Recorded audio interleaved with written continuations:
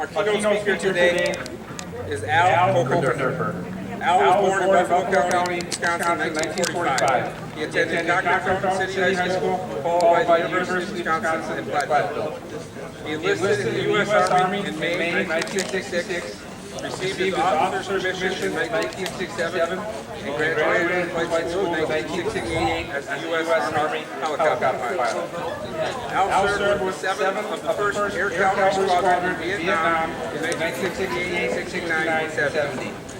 He did 2,111 combat hours in both Hueys and the Desert Cobra gunships.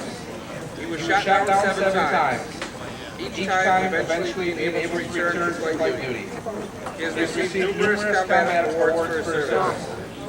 After 10 years of active duty, he joined the Wisconsin Army National Guard, retiring in 1995 as a colonel.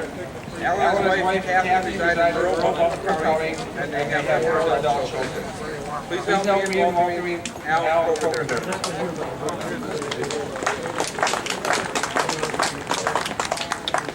Thank you.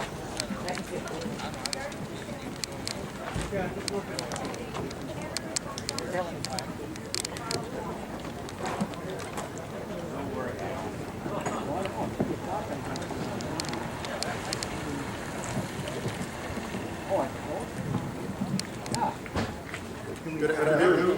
Greetings to my fellow Vietnam veterans, Dr. Meyer, Lieutenant Bain, and his accomplice.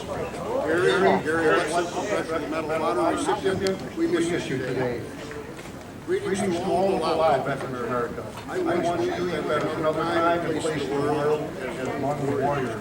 We're the finest, bravest allies, and probably the most recognized allies this nation ever had. I will lend my life to you. Greetings to veterans, citizens, veterans of all wars, veterans of all military service, Canadian veterans. I assume there are some here, they're all. Greetings to the citizens of this great nation in the world. Thank you for being here today. You know, I'm sure this is a very emotional day, very emotional time for all of us. I can feel the spirit, I can sense the presence of these 15,307 American heroes that we remember and honor today. I think they will be pleased by what we are doing today. Just bear with me at times. There are 49 names of that wall. They're cavalry troopers that were in my command when I was a young unit commander in Vietnam. They were my troopers. I was responsible for them. May they rest in peace, and may God bless and keep their soul. Oh no, you got me mistaken. Someone. Sit back and have a cool one. Dennis Wood. I need about 15 minutes. I need to cover a great deal of material in the time that I have allocated. And being the last speaker, I guess there's no hurry. I learned my speaking skills from another comrade, another VFW comrade, Peter Breed back here. Anybody who knows Pete knows what I mean. You know, it's always necessary to understand the past if we don't understand the present and make intelligent decisions now and in the future. In this case, we simply owe these American heroes the understanding and appreciation of their sacrifice. For many years, I've observed a terrible lack of understanding, a lack of knowledge, and knowledge of the Vietnam War, and it has bothered me deeply. I have heard and still hear questions like, why were we there? We should never have fought there. I have tried to answer these questions for many years, and today I really welcome the opportunity to do so publicly. I'm going to cover a lot of ground quickly, so stay with me. If you are 80 years old, or 70, or 60, or 50, let your mind drift back to the times I will describe. Times you probably have lived through. If you're younger, please listen carefully and hear history as it really was. If you're a Vietnam vet, please listen. You know, when we were young, 17, 18, 19 years old, we didn't agree, understand, listen, or even care about world events. I will try to turn the clock back so that you can understand how the world really was when this nation went to war in Vietnam. Very quickly, in September 1945, World War II ended. We dropped 2 atomic bombs on Japan. We had saved the world from the tyranny of fascist Italy, Imperial Japan, and the Nazis of Hitler's Germany. The world was safe for democracy, we thought. But was it? Was it really? Stalin's communist Soviet Union came out of World War II as a world superpower to be reckoned with. In 1948, an Iron Curtain descended across all of Europe, dividing the communist countries of Eastern Europe and the free countries of Western Europe. It was apparent that the communists would not grant free elections as promised to the hundreds of millions of Eastern European people. They had fallen under the iron hand of communism, as had the strategic country of North Korea. Further expansion and intentions of the communist Soviet Union soon became obvious. The Soviet Union-backed revolution in China succeeded in 1949. The most populous nation in the world was under the communist system. The Soviets detonated their first atomic bomb in 1949, and they developed aircraft immediately after that were capable of delivering that atomic bomb any place in the United States. The nuclear superiority we had, that we thought was keeping the peace, had suddenly vanished. On 25 June 1950, Chinese communist-backed North Korea crossed the 38th parallel, invading the sovereign nation of South Korea. Within 6 months, the full might of the Chinese army was thrown against the UN and US forces. After 3 years and 1 month of savage fighting, guns fell silent. The UN resolution we fought the Korean War under was fulfilled to the letter. Thank you, Korean vets. The sovereign nation of South Korea was saved.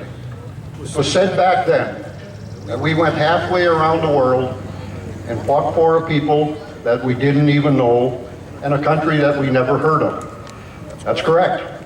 But we also fought to stop the spread of communism.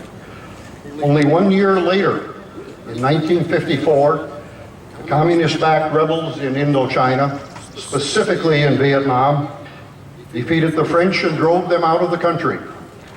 The Western world salvaged 1/2 of the country of Vietnam.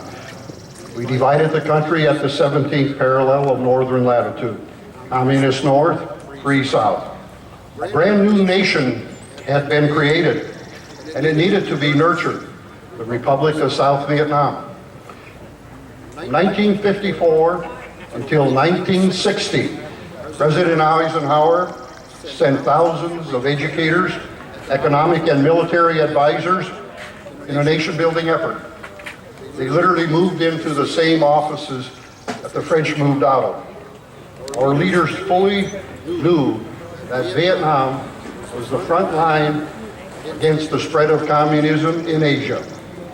Switching to the other side of the world so we understand the evils of communism, some of you might remember the newsreels, not live TV coverage, in 1955 and 1956 of the uprisings in East Germany and Hungary against the communist oppressors. Thousands were killed in cold blood by the Soviet tanks. Brutality that violated all dignity and human rights. It was almost as bad as the radical Islamic fundamentalists today. It was clear that this godless system was bent on destroying all that we stood for, our very way of life. In 1960, the Cuban Revolution turned communist. In 1962, we went to the absolute brink of nuclear war with the Soviet Union. They attempted to put nuclear missiles in Cuba. They were only a few minutes of flight time away from all cities in the U.S. We were concerned. We were scared. I remember growing up in a little town down the road here at Cochran, Wisconsin. It had an air watch tower. It was always manned. In many cities across the northern tier of states in the United States, volunteer citizens were always peering through high-powered binoculars, always looking to the north. The route that the Soviet bombers would cross into the United States to drop nuclear bombs on U.S. cities. Every town had a stockpile of nuclear war survival material. Large numbers of state-of-the-art intercept aircraft were based outside of Duluth, Minnesota, Madison, Wisconsin, the Upper Peninsula of Michigan. The entire Milwaukee area bristled with Nike Hercules anti-aircraft missiles. Every one of them had a nuclear warhead on it intended to be detonated over the Milwaukee area.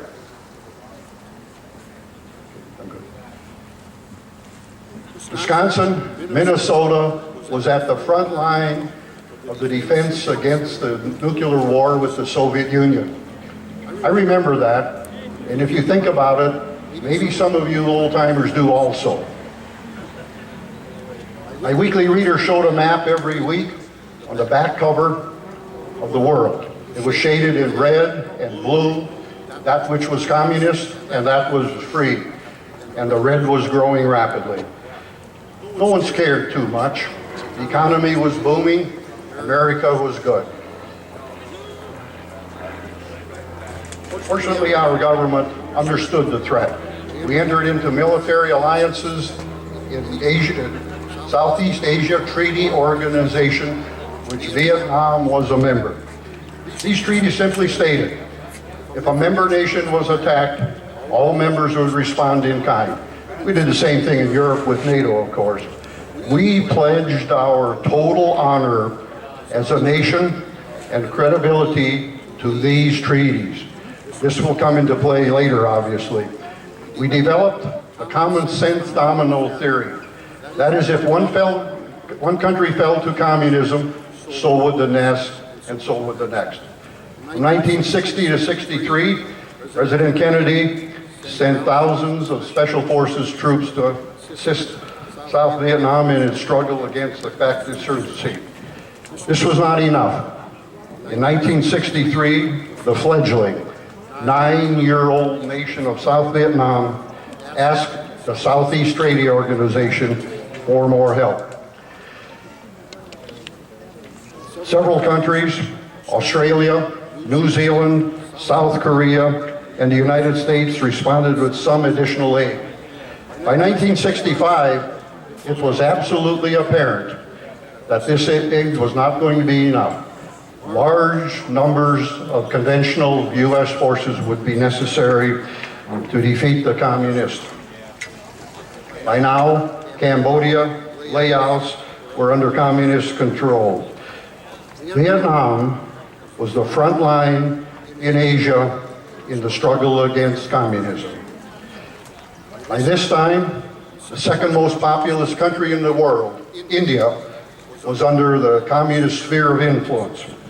It was absolutely clear that we would have to call communism somewhere, and we would have to do it very soon. We could retreat in our minds, withdraw our military forces from Asia, from Vietnam. We could have allowed the communist system to overrun South Vietnam, India, Philippines, maybe Hawaii, maybe California. Communist insurgencies were running rampant in South America and Central America, all the way north to the southern part of Mexico. In other words, we had the choice of fighting the communist-backed puppet forces on foreign soil, or fight them on American soil, and hopefully fight them with conventional forces and not in a nuclear war of annihilation. These are the same choices we face in 2016. Fight radical Islam on foreign soil or right here at home. From 1964 to 1968, President Johnson and his administration made the clear and conscious decision to stand and fight the communists in Vietnam. They did not slip down a slippery slope in an aimless pursuit of war. They decided to send hundreds of thousands of American troops to Vietnam. By 1968, we all know 550,000 would be fighting. Peak year of our efforts. Let us not forget, once again we were fighting in a foreign land for another people to live with some of the same basic freedoms that we take for granted. We had seen the subhuman, the savagery, the butchery of the communist system for over 20 years. We knew what would happen in Vietnam, Laos, and Cambodia, and so forth if we failed. Many Americans certainly have a deep respect for spare the lives of innocent civilians. Since 9/11, I think most Americans understand that better. For this reason, this country never used weapons of mass destruction, to include nuclear weapons in Vietnam. We could have used them, we could have killed the enemy, and a great many friendlies. No victory and morally wrong. When a democracy goes to war, the support of the American people must be attained. It never was fully accomplished in Vietnam. Remember, at the outset of World War II, the Japanese attack on Pearl Harbor did all of that. The Korean War was never fully supported. We move on to the present global war on terror. Well, radical Islam united and mobilized this country after the attack on 9/11/01. They united us. Three very capable presidents, Eisenhower, Kennedy, and Johnson, never accomplished this from 1954 to 1968. You know, they never said it the way it really was in the world. Communism versus the United States and our way of life everywhere, to include Vietnam. They never said it the way we just said it today. Therefore, the American people never understood and never fully supported the war. In 1968, when President Nixon took office, the needed support was never there, and we all know how tragically everything ended. All the incredible sacrifices of 3 million American soldiers, sailors, airmen, and Marines that paid the supreme sacrifice, these 58,307 seem for naught. Maybe, but let us judge history just a little bit late when I close shortly.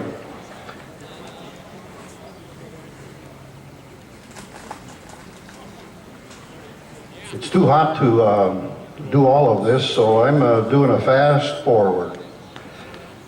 After all these years, 1959 to 1972, with the end of the war not yet in sight, we packed up, we left South Vietnam, Laos, Cambodia, and their people to the communist meat grinder.